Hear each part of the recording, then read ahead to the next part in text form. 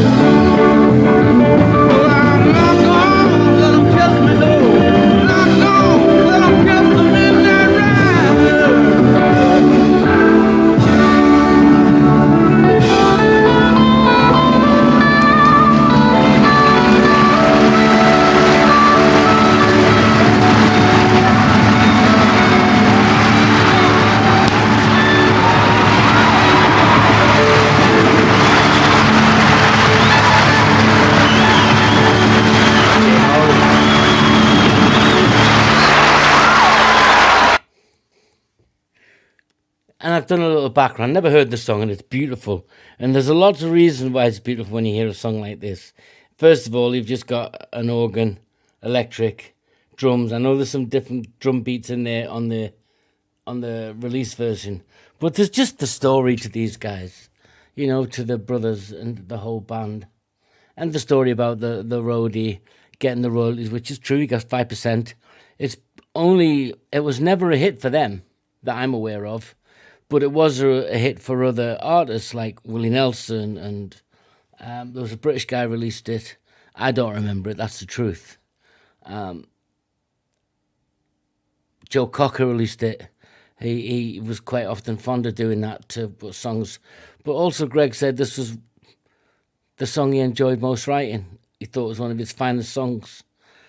And you can see why the bikers like them, right? It's got that free spirit, hasn't it? That southern rock, that open air feel of that rock and blues and soul-y feel. Like, just get on the motorway. You haven't got much, you know? You've got your dollar, but you're just going to keep on riding. Yeah? Not going to let them catch the midnight rider. I'm in, I'm out. It gives you that free feel. You know, the freedom they were feeling as a band at that time would have been so exhilarating to them. You know, to know that this song's, 50 years old? It's just a beautiful song. And I know it sounds simple, but I couldn't. Where do you start with this musically? And the reason it sounds so good is because they play it so brilliantly, obviously. But you've got that feel to it. They never had a major hit with it. 4 other people released it, covered by Joe Cocker. Willie Nelson had a hit with it on the US country charts. It was a hit on the reggae, as a reggae song in Britain, in the UK top 10. But not really for them. And yet Greg says it's his favourite song that he wrote. How do you do that? How do you balance those books? Well, because they're artists, right? It wasn't about which one sold that many album copies, you know, or which one you could twerk to. Good God, I'd despair at some of the music nowadays. And that's because I'm old, and that's because maybe this is just pure southern rock, southern music at its best. Yeah. Short, simple, beautiful, concise. You know what the song is about, the freedoms in the music, and the band's whole rich history just makes it all the more joyous to listen to. And sad that they're gone. Take care, guys. All my brother fans, tell me what you think. Am I talking rubbish? Do you like it? Where should I go next? But I do love these guys. Take care, everybody.